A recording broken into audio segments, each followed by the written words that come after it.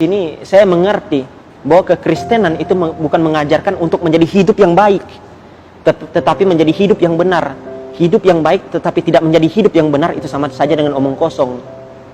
Kita hidup berbuat baik, melakukan amal ibadah, melakukan sedekah apapun itu, tapi hidup kita tidak benar di hadapan Tuhan, itu kosong. Jadi saya belajar bahwa di sini kehidupan benar itu lebih penting daripada kehidupan yang baik.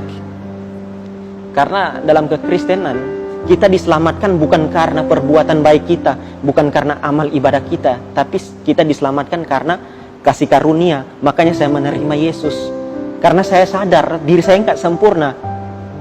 Mungkin ada dosa yang tidak saya sengaja lakukan, iri hati, pikiran apapun yang melenceng dari firman Tuhan itu sudah dosa, walaupun kita nggak sengaja. Makanya saya sadar,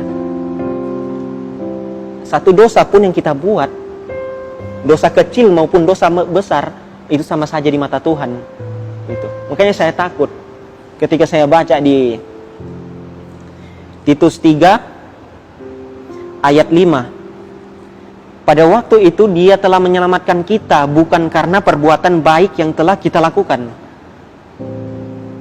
tetapi karena rahmat-Nya oleh permandian kelahiran kembali dan oleh pembaruan yang dikerjakan oleh Roh Kudus. Segala sesuatu kita diselamatkan bukan karena perbuatan baik.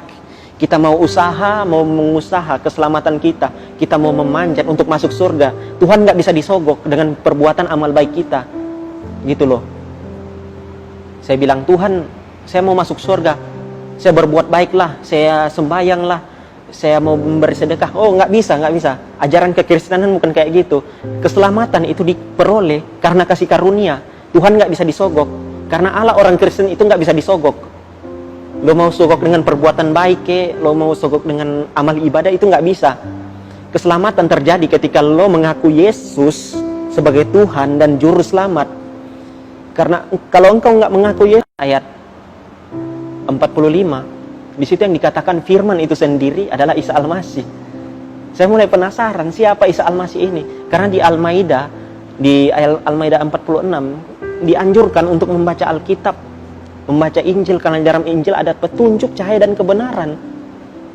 Dan di situ saya mulai beberapa tahun, saya mulai untuk mencari kebenaran itu, siapa firman, siapa Isa Al-Masih itu, saya cari, saya baca semua.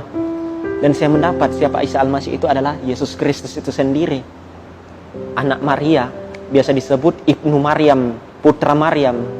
Kalau di Ali Imran ayat 45 dikatakan bahwa di situ firman, kalimatullah, perkataan Allah yang sudah ada sejak awal, yaitu Isa Al-Masih itu sendiri, Yesus Kristus.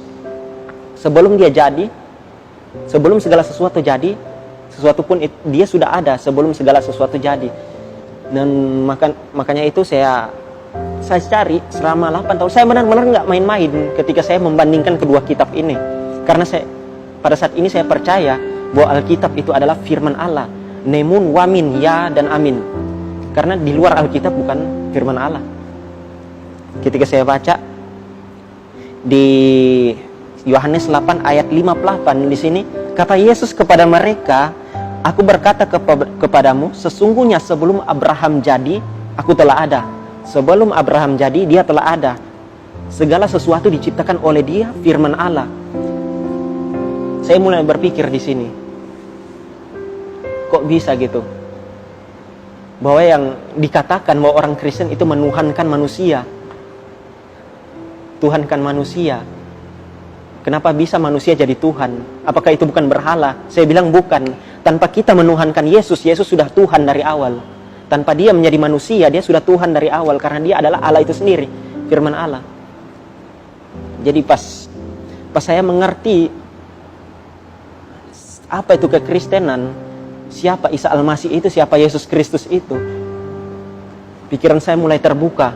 Tapi pada saat itu saya belum nggak kepikiran bahwa saya akan menjadi hamba Tuhan.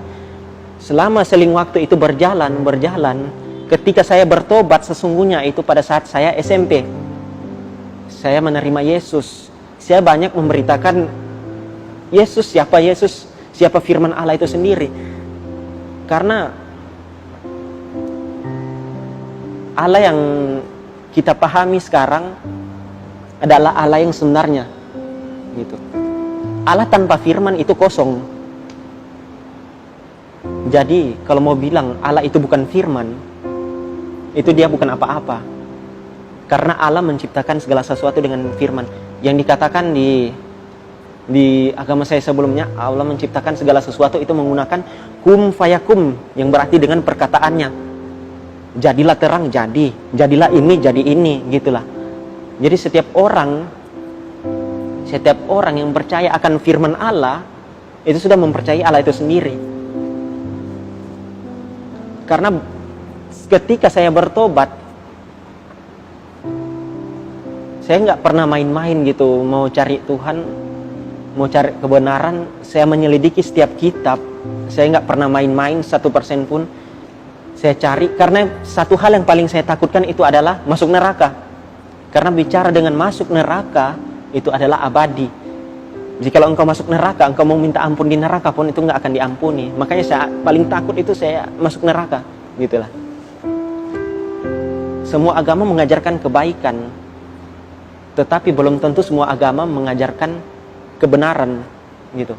Agama mengajarkan kebaikan, tapi belum tentu mengajarkan kebenaran, gitu. Jadi di sini saya mengerti bahwa kekristenan itu bukan mengajarkan untuk menjadi hidup yang baik, tetapi menjadi hidup yang benar. Hidup yang baik tetapi tidak menjadi hidup yang benar, itu sama saja dengan omong kosong. Kita hidup berbuat baik, melakukan amal ibadah, melakukan sedekah apapun itu, tapi hidup kita tidak benar di hadapan Tuhan, itu kosong. Jadi saya belajar bahwa di sini kehidupan benar itu lebih penting daripada kehidupan yang baik.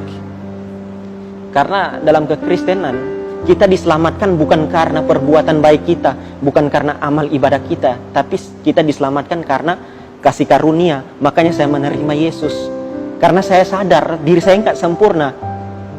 Mungkin ada dosa yang tidak saya sengaja lakukan, iri hati, pikiran apapun yang melenceng dari firman Tuhan itu sudah dosa, walaupun kita nggak sengaja. Makanya saya sadar, satu dosa pun yang kita buat, dosa kecil maupun dosa besar, itu sama saja di mata Tuhan.